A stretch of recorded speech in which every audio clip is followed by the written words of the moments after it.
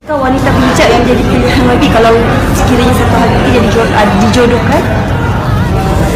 InsyaAllah terima lah, sebab saya tak nak tengok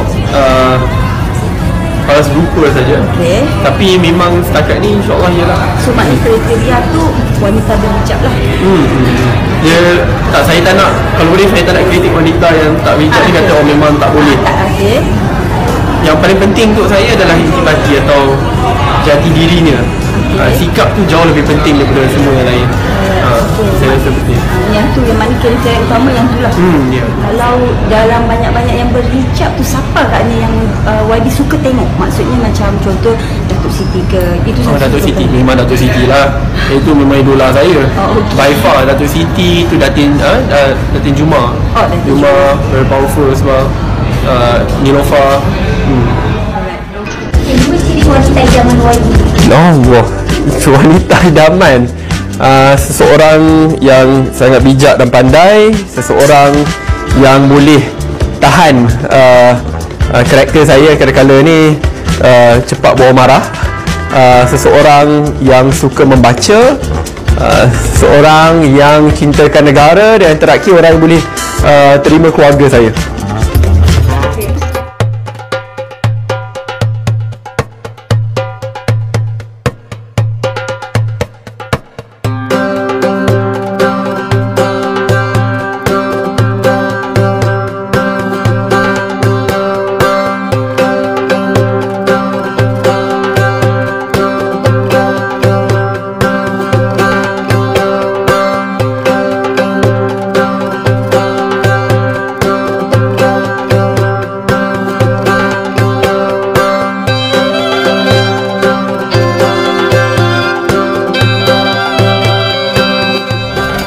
Kalau boleh memang Esplanade tak nak cakap pasal penceraian, tak nak cakap pasal janda.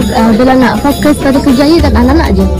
Dengan lelaki yang lebih muda, kalau dah kata itu jodoh, Bella tak menolak. Tapi macam dah cakap tadi, Esplanade, Bella tidak fikir tentang jodoh ataupun mana-mana lelaki. Bella nak fikir tentang anak-anak Bella. Diorang sekarang dalam masa bersekolah, arah pun sama. Jadi dengan anak dan kerjaya, itu je Esplanade. Selebihnya tu bukan sekarang. To be honest, masa tu kat kampung, selalu pergi ke negeri kahwin. Lepas tu memang nyanyi dekat lautan kahwin. Ayah bawa lah. Sekali saya start minat nyanyi. Dan memang tiada paksaan mana-mana. Dan masa umur 5 tahun, dia lah join pertandingan Bintang Kecil RTM. Tapi tidak menang lah, nombor 4 rasanya. Tu yang dapat offer untuk buat album. Sebab Bella peserta yang tercilik. Semua orang cuma 11 tahun, 12 tahun. Masa tu Bella 5 tahun. Masih lagi pakai campus. So young, 5 years old. Wow, very talented. Okay, bagi you, bila punya rising tu ya?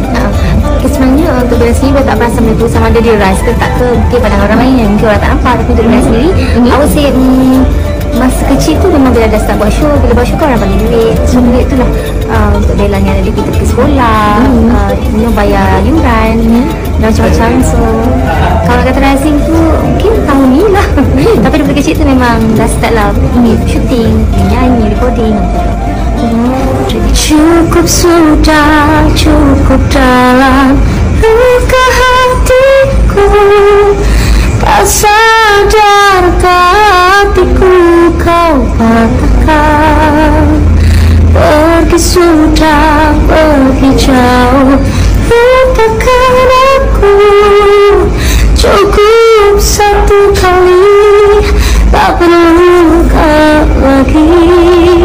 Bahagiaku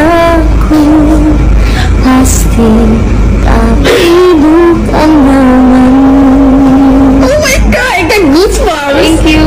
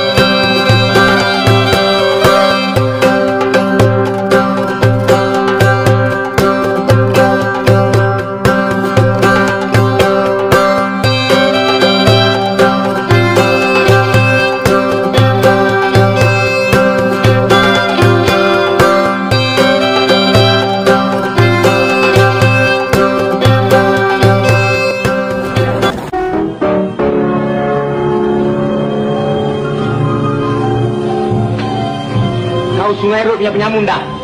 Makan belacan. Aku suruh kau pergi pangkal rumah Kasim Baba. Apa pasal yang kau pergi pangkal rumah?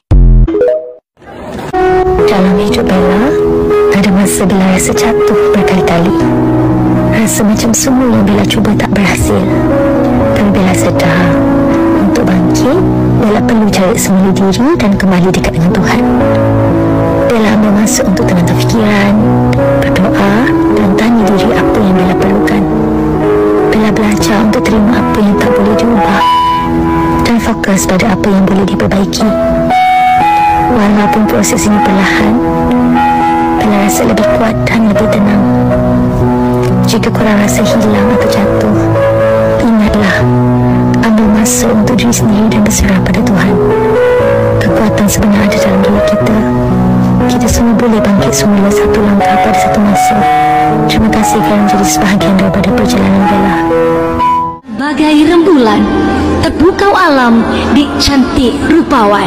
Syed Saddiq sigap dan tampan melangkah masuk ke istana pelaminan. Tuan-tuan dan puan-puan, inilah dia detik yang dinanti sekian lama. Saat yang ditunggu sebilang waktu. Segala penantian kini bernoktah. Terimalah langkah masuk pasangan Raja Sehari, Syed Saddiq dan Bella Astilah. Dipersilakan.